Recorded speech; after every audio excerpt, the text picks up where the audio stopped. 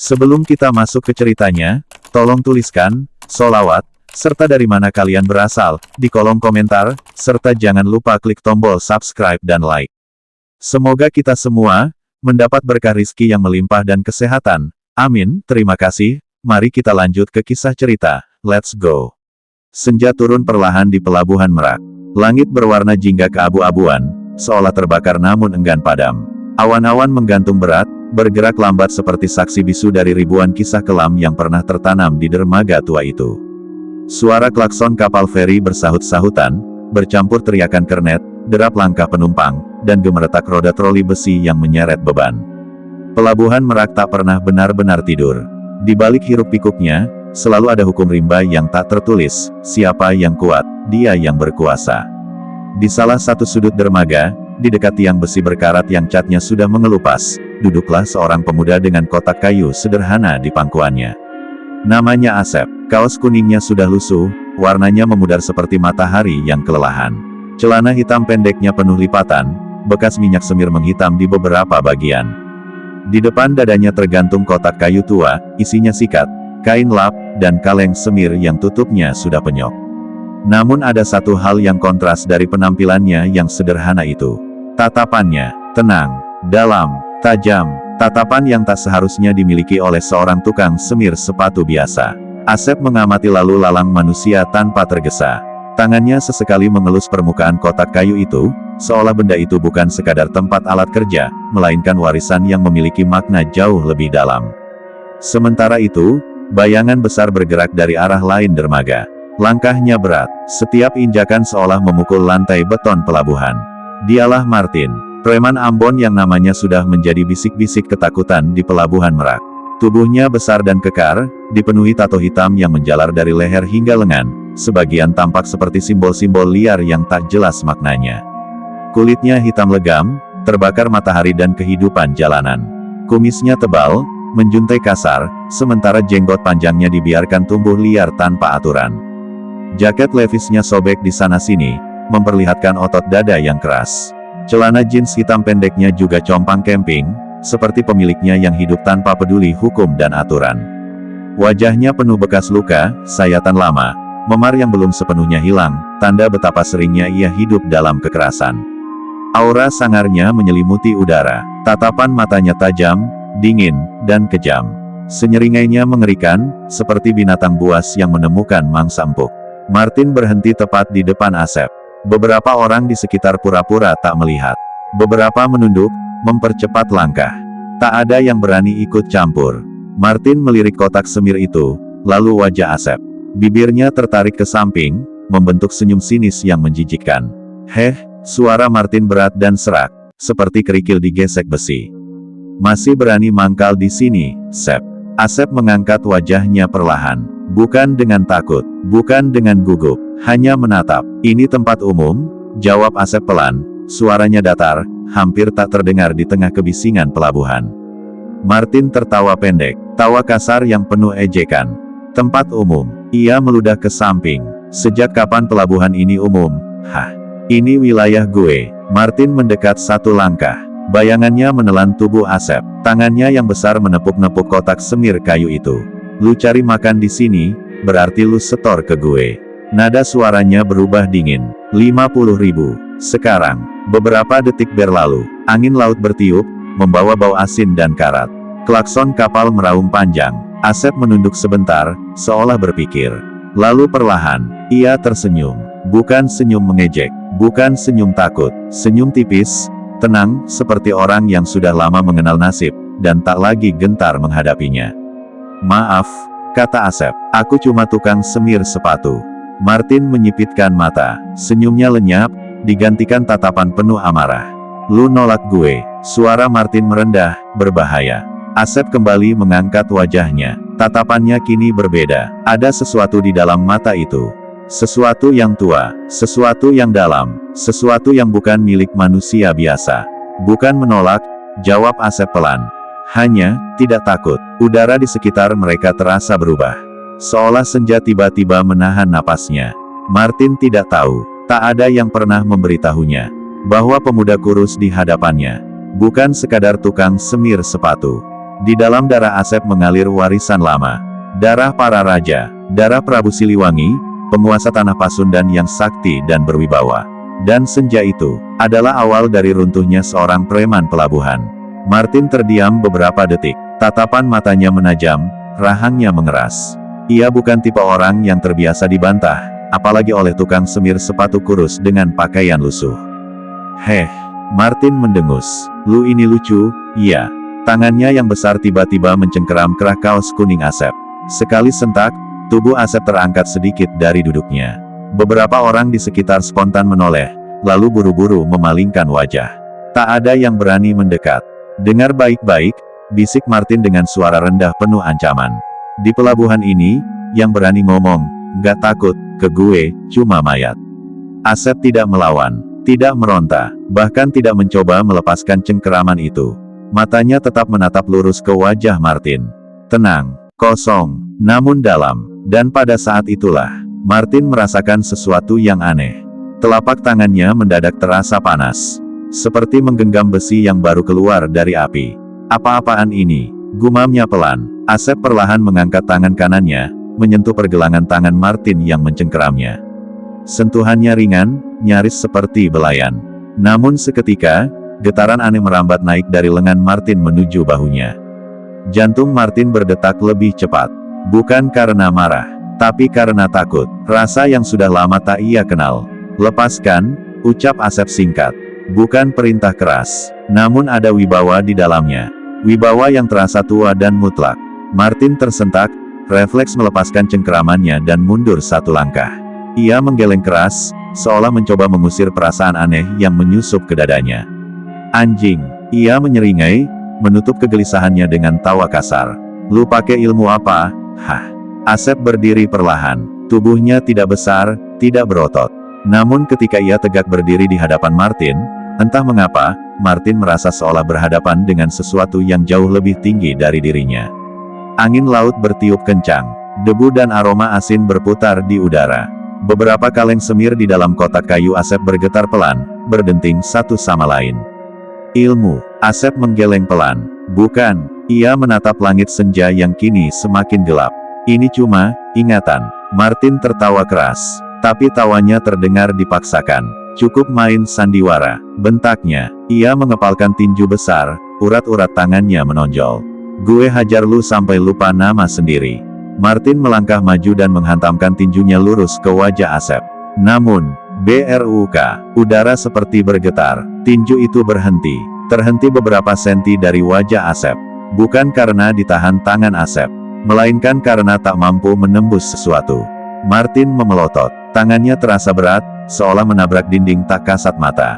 Apa? Napasnya memburu. Di sekitar Asep, udara tampak beriak halus. Samar, namun nyata. Asep membuka kedua matanya lebih lebar. Tatapan tajamnya kini berubah berbeda. Dalam pupilnya, seakan berkilat bayangan lain, bayangan masa lalu. Hutan-hutan Pasundan, istana batu, bendera kerajaan berkibar, suara terompet perang dan langkah prajurit. Darah Prabu Siliwangi bergetar di dalam nadinya. Cukup, Martin, ucap Asep tenang. Sebelum kau tak bisa pulang dengan kakimu sendiri. Kata-kata itu menusuk lebih dalam dari ancaman manapun. Martin menggeram, amarah dan ketakutan bercampur jadi satu. Dengan teriakan liar, ia menarik tangan itu dan mencoba menyerang lagi, kali ini membabi buta. Kesalahan terbesar dalam hidupnya. Asep melangkah satu langkah ke depan. Hanya satu langkah. Namun langkah itu terasa seperti gempa kecil di pelabuhan. Lantai beton bergetar halus. Beberapa orang tersandung tanpa tahu sebabnya. Dengan gerakan sederhana, Asep memutar tubuhnya sedikit dan menepuk dada Martin, bukan memukul. DUGH. Bunyi tumpul terdengar. Tubuh besar Martin terlempar ke belakang seperti karung beras, menghantam tumpukan peti kayu. Napasnya terhempas keluar dari paru-parunya. Matanya membelalak, udara terasa lenyap. AARRGHH. Ia mengerang, berusaha bangkit. Namun kakinya gemetar, tangannya lemas. Untuk pertama kalinya, Martin merasa tubuhnya tidak lagi patuh padanya. Asep berdiri beberapa langkah darinya. Wajahnya kembali tenang, seolah tak terjadi apa-apa. Pergi, kata Asep singkat. Ini peringatan. Namun senja belum selesai dengan cerita ini. Dan Martin belum sepenuhnya tumbang. Martin terkapar di antara peti-peti kayu yang berserakan. Dadanya naik turun tak beraturan. Napasnya pendek-pendek, seolah paru-parunya diremas dari dalam. Pandangannya berkunang-kunang, senja di langit tampak berlipat ganda, berputar-putar tak jelas. Namun rasa malu, lebih menyakitkan daripada pukulan manapun. Di sekelilingnya, orang-orang mulai berhenti melangkah. Para kernet, sopir truk, buruh angkut, semua kini menoleh. Mereka berbisik pelan, mata-mata yang biasanya tunduk ketakutan, kini menatap dengan ragu dan heran. Martin jatuh. Preman Ambon yang selama ini ditakuti, terhempas oleh tukang semir sepatu. Ark, Martin menggeram, memaksakan tubuhnya bangkit. Tangannya gemetar saat menahan berat badannya sendiri. Otot-otot besarnya tak lagi patuh, seperti kehilangan komando. Ia mengusap wajahnya yang penuh keringat dan debu. Matanya merah, darah panas mendidih di kepalanya. "Lu mati, Sep," teriaknya parau. Dengan sisa tenaga dan amarah, Martin meraih sebilah besi panjang, linggis karatan, yang tergeletak di dekat peti. Ia mengangkatnya tinggi-tinggi, tubuhnya sempoyongan, namun niat membunuhnya nyata. Beberapa orang refleks mundur. Gila, Martin udah kalap, anak itu bakal mati. Asep berdiri diam, tak ada kuda-kuda, tak ada ekspresi takut. Ia hanya menurunkan kotak semirnya ke tanah, meletakkannya perlahan, seolah sedang menyiapkan sesuatu yang sakral. Tangannya menyentuh kayu tua itu, dan sejenak matanya terpejam. Angin laut mendadak berputar kencang. Debu dan pasir berputar membentuk pusaran kecil di sekitar kaki Asep. Suasana pelabuhan yang tadi bising, seolah meredam sendiri suaranya. Klakson kapal terdengar jauh, seperti dari dunia lain. Martin berlari sempoyongan, mengayunkan linggis dengan teriakan liar. "Mati lu!" Saat linggis itu hampir menyentuh kepala Asep. Brakk. Bukan suara besi menghantam tubuh, melainkan suara seperti petir teredam. Asep membuka mata, tatapannya berubah. Tak lagi sekadar tajam, melainkan menghakimi. Dengan satu tangan, Asep menangkap linggis itu di udara. Besi karatan itu bergetar hebat, seolah menolak disentuh. Asap tipis mengepul dari genggaman Asep. Martin membelalak. "Nggak mungkin!" jeritnya panik. Asep memutar pergelangan tangannya sedikit. Krakk. Linggis itu bengkok, melengkung seperti lilin dipanaskan api. Martin terhuyung ke belakang, matanya membesar, napasnya tersengal. Rasa takut kini tak bisa lagi disembunyikan. Asep, suaranya bergetar. "Lu, siapa sebenarnya?" Asep melangkah maju. Setiap langkahnya terasa berat di udara. Beberapa orang bersumpah melihat bayangan lain di belakang tubuh Asep, bayangan pria bersorban, berbusana kerajaan Sunda kuno, berdiri tegap dengan wibawa agung. Suara Asep terdengar dalam, berlapis, seolah bukan hanya satu suara. "Aku hanya penjaga sisa darah," katanya pelan. "Darah Pasundan yang kau injak-injak hari ini." Martin mundur tersandung. Kakinya tak lagi kuat menopang tubuhnya. Linggis jatuh dari tangannya, menghantam lantai beton dengan suara nyaring. "Ampun!" Ia berlutut, untuk pertama kalinya dalam hidupnya. Namun terlambat. Asep mengangkat tangannya, bukan untuk membunuh, melainkan untuk menghancurkan kesombongan. Plak, satu tamparan. Tubuh Martin terpelintir dan terlempar, menghantam lantai dengan wajah lebih dulu. Darah segar mengalir dari hidungnya. Duugh. Pukulan ke perut, ringan, namun membuat isi perutnya seperti diaduk. Martin muntah, tubuhnya kejang. Brakk. Satu tendangan ke bahu, tulang berbunyi retak. Martin kini benar-benar blur, matanya kosong, pendengarannya berdengung. Dunia terasa berputar tanpa arah. Gua. Kata-katanya tak lagi jelas. Asep berhenti. Ia menatap tubuh besar yang kini tergeletak tak berdaya di hadapannya. "Pulang," ucap Asep dingin. "Dan ingat satu hal." Ia membungkuk sedikit, menatap mata Martin yang sayu. "Tak semua orang kecil bisa kau injak." Asep mengambil kembali kotak semirnya, menggendongnya di dada. Aura berat di udara perlahan menghilang. Angin kembali normal. Suara pelabuhan kembali ramai, seolah dunia baru saja menghela napas panjang. Martin tergeletak bonyok, wajahnya lebam, tubuhnya gemetar. Nama yang dulu ditakuti, kini hanya jadi bahan bisik-bisik. Di pelabuhan Merak, senja itu menorehkan satu kisah baru. Tumbangnya preman Ambon, oleh tangan seorang tukang semir sepatu. Keturunan Prabu Siliwangi. Martin tak mampu lagi berdiri. Tubuh besarnya terkapar di lantai beton pelabuhan, jaket levisnya robek semakin parah, bercampur debu, darah, dan minyak. Wajah sangar yang selama ini menjadi simbol ketakutan kini bengkak, lebam, dan nyaris tak berbentuk. Matanya setengah terbuka, pandangannya kosong, tak lagi mengenali dunia. Preman yang dulu berjalan dengan dada dibusungkan, kini bahkan tak sanggup menggenggam tanah. Beberapa orang mulai berani mendekat, bukan untuk menolong, melainkan untuk memastikan apa yang mereka lihat benar-benar nyata. Martin kalah, dihajar tukang semir, gila, bukan orang biasa itu anak. Bisik-bisik beredar cepat, lebih cepat dari angin laut yang membawa bau asin senja. Nama Martin yang dulu dielu-elukan dalam ketakutan, sore itu runtuh total, tak bersisa. Sementara itu, Asep sudah kembali ke tempat duduknya semula. Ia membuka kotak kayu semir sepatunya, mengeluarkan kain lap, menyusun sikat seperti biasa. Tangannya tenang, tak bergetar, seolah barusan ia hanya menyelesaikan pekerjaan kecil, bukan meruntuhkan kekuasaan preman pelabuhan. Seorang sopir truk parubaya mendekat ragu-ragu. "Sep," suaranya pelan, "sepatuku, bisa disemir." Asep menoleh. Wajahnya kembali seperti semula, sederhana, ramah, tanpa sisa aura mengerikan.